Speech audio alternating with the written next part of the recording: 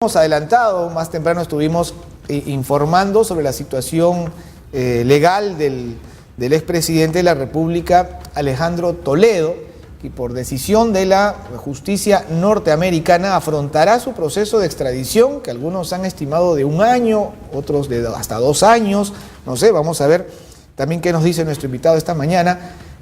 Tendrá que afrontarlo desde la prisión. Y para conversar un poco más sobre este aspecto estamos acompañados del exministro de Justicia, el doctor Aldo Vázquez, a quien de inmediato le damos la bienvenida. Gracias por estar con nosotros. Muchas gracias, encantado de estar con usted, señor Serra. Bueno, en cuanto se supo de que Toledo había sido detenido, muchos ya hablaron, por fin, viene al Perú, pero en realidad el proceso de extradición recién comienza. ¿Qué significa eso exactamente? Sí. Bueno, yo diría que está en este momento en una fase intermedia el proceso de extradición, porque hay una primera etapa que se cumple en realidad en el Perú, en el Estado peruano, y es que primero se tiene que solicitar la extradición una vez que él no es sabido, pero tiene que solicitarse ante las propias autoridades jurisdiccionales del Perú. Entonces, ese procedimiento ya se cumplió, llegó hasta la Corte Suprema de Justicia y la Corte Suprema de Justicia luego envía esto al Poder Ejecutivo, porque lo que se busca siempre en un proceso de extradición es una relación entre estados, es decir, el Estado peruano tiene que requerir al Estado norteamericano para la entrega y las relaciones exteriores, por supuesto, están a cargo del Poder Ejecutivo. Más que un tema, digamos, es un tema en todo caso de política internacional, porque estamos hablando de relaciones entre estados que están reguladas por un ámbito del derecho que es el derecho internacional público. Entonces, por eso es que la Corte Suprema no puede dirigirse directamente a autoridades judiciales del otro estado, sino que tiene que hacerlo a través del gobierno. ¿No?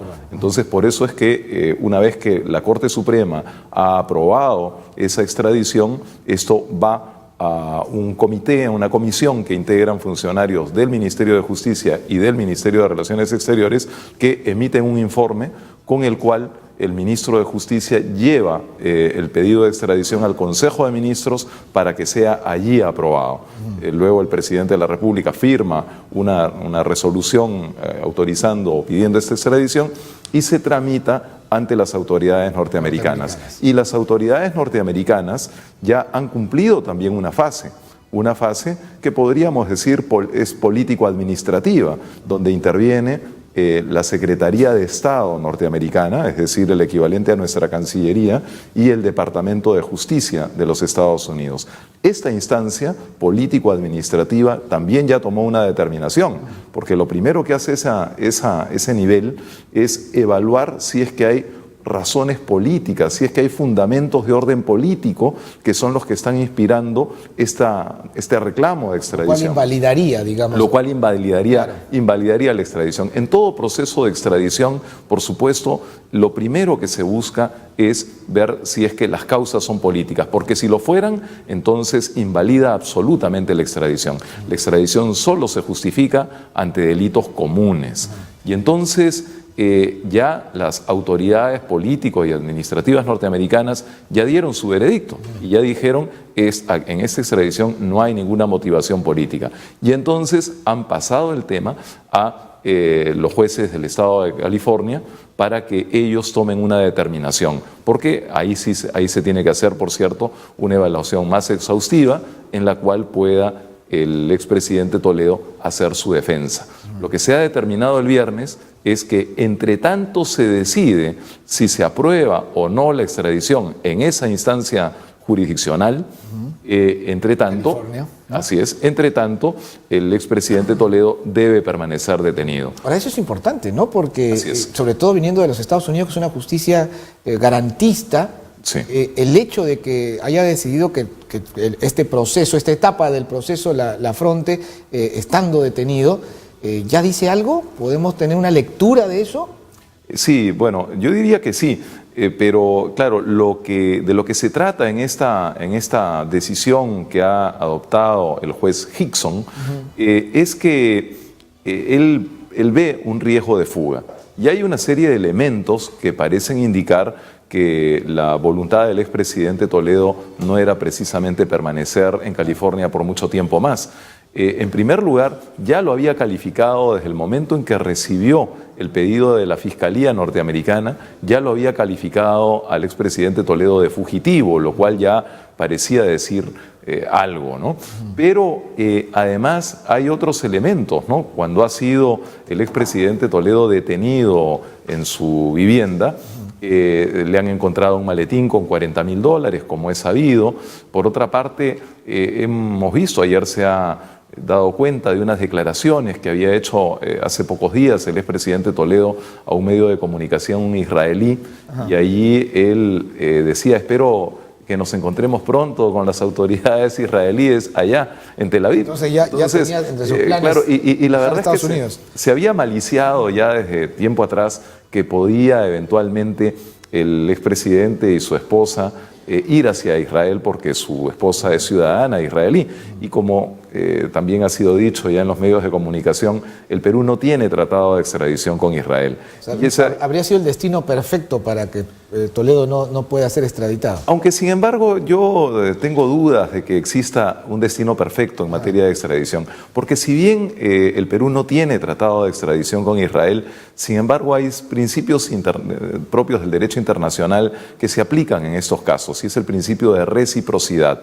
Cuando Israel le pide al Perú la extradición de alguien que haya cometido un delito de acuerdo con su legislación, el Perú está dispuesto a entregarlo a la justicia israelí. Y de igual forma yo no dudo que el Estado israelí habría también seguramente habilitado un mecanismo para la extradición. Este principio de reciprocidad suple esta carencia de tratado de extradición. No olvidemos además que ya hace algún tiempo, hace unos 2 años, también se habló de la inminencia de una partida de Alejandro Toledo hacia Israel, y las autoridades israelíes fueron contundentes al señalar que mientras no resolviera sus problemas con la justicia peruana, no sería bienvenido en Israel. Claro, eso fue importante también. Ahora, se está especulando mucho respecto al tiempo que va a tomar esta etapa del proceso. El ministro de Justicia, creo que ha sido el más optimista de todos, diciendo que en 1 año, ¿no? No sé, otros juristas como de pronto Nakazaki dice no, 2 años todavía estima. ¿Usted se atreve a dar un periodo de tiempo o considera que ese es el lapso, ¿no? entre 1 año, 2 años?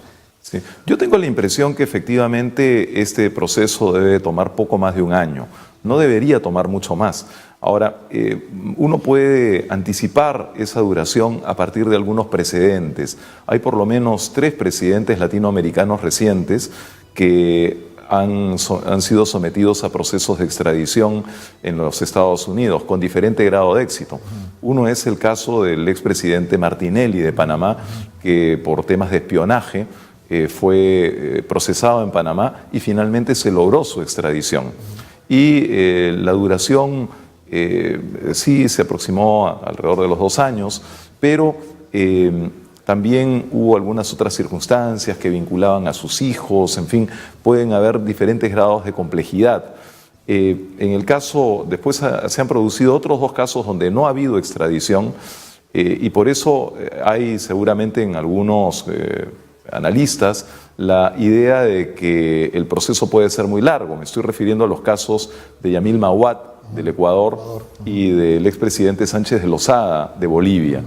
En ambos casos se ha negado más bien la extradición. Es decir, la impresión es que los procesos son muy largos porque no se les ha logrado extraditar, pero no es que sean tan largos, sino que la decisión de las autoridades norteamericanas ha sido negar la extradición. Por los elementos que hemos conversado hace un momento. Así es, porque, por ejemplo, en el caso aun cuando se trata de imputaciones muy graves, ¿no? En el caso del expresidente Sánchez de Lozada, por la muerte de numerosos ciudadanos que salieron a manifestarse frente a su gobierno. Y entonces se le imputó responsabilidades, incluso hasta de genocidio, al expresidente Sánchez de Lozada. Pero también han habido ahí probablemente otros factores de orden político que han de alguna forma obstaculizado esa extradición. Y en el caso del expresidente Mahuad, por unos temas financieros, un feriado bancario que ocasionó la pérdida de mucho de mucho dinero ahorrado en bancos por los ciudadanos. Entonces, no se trataba de situaciones tan claras, tan nítidas, como la que se refiere al expresidente Alejandro Toledo. Claro, en el caso del expresidente Alejandro Toledo, como sabemos, se le imputan pues delito de colusión, es decir, haberse asociado con otros para obtener un beneficio en perjuicio del Estado. Y ese tipo de delitos hoy día son perseguidos en el mundo entero. Es decir, hay un compromiso. Además que aparecen a raíz de los Estados Unidos mismos. Por supuesto. Ni siquiera en Brasil. Y hay un compromiso de la comunidad internacional de perseguir este tipo de delitos. Y por otro lado, como usted acaba de referir, efectivamente para Estados Unidos este no es tampoco un tema ajeno. No olvidemos que la primera colaboración eficaz que se produce por parte de Odebrecht se genera justamente en los Estados Unidos. Claro. Es allí donde por primera vez se admite que han pagado sobornos en América Latina y en el caso del Perú. De modo tal que esta situación de corrupción y de participación de Odebrecht en este tipo de actos no es ajena al análisis de las autoridades norteamericanas. Ahora, parece que el presidente Vizcarra ha escuchado finalmente, ¿no?, las recomendaciones de mucha gente, porque el presidente Vizcarra es muy dado a declarar. Y bueno, al entender de muchos juristas, esto no es conveniente, pues porque de alguna manera contamina el proceso. Ya pasó con César Inostroza, ¿no?, diciendo, ahí está el presidente de la República llamándome delincuente, ¿no? Y entonces, hace bien el presidente, al menos en estas últimas 48 horas, de guardar silencio y dejar que sea la justicia la que haga su trabajo. Sí, yo creo que las autoridades políticas no tienen nada que decir ni ahora ni en el futuro, ¿no? En verdad, quien tiene que obrar son las instancias jurisdiccionales correspondientes, es decir, el Ministerio Público y el Poder Judicial. El Poder Político tiene que mantener siempre una prudente distancia respecto de procesos de esta índole, y más aún cuando comprometen a políticos. Y mayor debe ser todavía el celo, por supuesto, cuando se trata de un procedimiento de extradición donde esta contaminación política puede generar tanta sensibilidad, porque como reiteramos, lo que se busca en un proceso de extradición es garantizar que no haya ningún tipo de motivación política para producirse esta. Más aún tratándose de Estados Unidos, ¿no?, que es una justicia garantista. Y una democracia sólida y que es muy celosa, por supuesto, del debido proceso. ¿No? Bueno, otro factor que puede intervenir en una suerte de dilatación del procedimiento es pues un recurso que seguramente se espera se presentará en su momento por parte de la defensa de Alejandro Toledo, que es un recurso de habeas corpus, ¿no? Es decir, en las próximas semanas las autoridades judiciales norteamericanas se pronunciarán. Eso podrá tomar seguramente 2 o hasta 3 meses, pero luego de eso cabe la posibilidad de un recurso de habeas corpus, ¿no? Pero ese recurso seguramente será denegado, pero tendrá que ser analizado, tendrá que ser estudiado y tomará seguramente algunos meses. Así es. Ese recurso en realidad solamente procede ante la vulneración de derechos fundamentales del expresidente Toledo, como por ejemplo su derecho a la defensa. Es más, la propia declinación, el viernes último, luego de la audiencia, la propia declinación de los abogados de la defensa que han comunicado que ya no continuarán con la defensa de Alejandro Toledo, podemos también interpretarla como un recurso más de la defensa para dilatar el procedimiento, porque ahora hay que designar nuevos abogados. Y si Alejandro Toledo se declara insolvente para pagar nuevos abogados, seguramente tendrán que designarle abogados de oficio o pro bono, ¿no? Es decir, el derecho a la defensa es un derecho universal, también obviamente en los Estados Unidos, y es parte de las garantías propias de un proceso judicial. Entonces, si él no tiene abogado, si él se declara insolvente para pagar abogados, entonces tendrán que asignarle un abogado sea del Estado o sea un abogado pro bono, es decir, abogados que gratuitamente ejercen la defensa en determinadas circunstancias. Todo eso puede ir dilatando el proceso, ¿no? Y así es como se puede llegar. Es bastante probable que busque hacer, ¿no? Seguramente, aunque en verdad no parece tampoco haber tanto aliciente para ello, ¿no? Es decir, yo creo que los abogados finalmente podrán anticiparle al expresidente Toledo que las posibilidades de permanecer en los Estados Unidos mucho tiempo más son casi mínimas, ¿no? Tal vez convendría ya que viniera aquí y que ejerciera su defensa, claro, ¿no? A ver en qué medida puede atenuar los fuertes indicios que hay de responsabilidad. Claro. Ahora, claro, estando aquí, habiéndose incluso en algún momento determinado su detención, ¿verdad? Prisión preventiva, aquí estaría en cárcel. Sin duda alguna. De hecho ya ha sido ordenada su detención, de modo tal que no tengo ninguna duda que él permanecería en prisión. Y además, como sabemos bien, en el caso de la prisión preventiva, uno de los elementos fundamentales para disponer la prisión preventiva es el riesgo de fuga, ¿no? Y en su caso él ya fugó, él ya ha estado, es un fugitivo de la justicia, ¿no? De acuerdo. Ahora, ¿qué papel juegan los abogados del Estado peruano en este momento? Bueno, en este momento los abogados del Estado peruano no tienen un rol determinante, porque este es un proceso que sigue la Fiscalía norteamericana, es decir, el equivalente a nuestro Ministerio Público, adopta la posición del Perú, ¿no?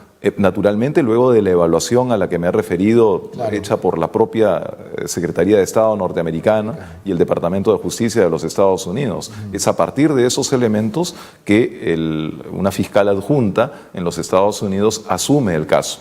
Pero, por supuesto, claro, hay elementos que sirven para la actuación de la propia fiscal, y entonces por eso es que pidieron la presencia de algún fiscal informado del Perú, y fue el fiscal Vela, que presumo habrá tenido coordinaciones para aportar mayor información, mayores elementos de juicio, para que pueda esta fiscal hacer su trabajo del mejor modo posible.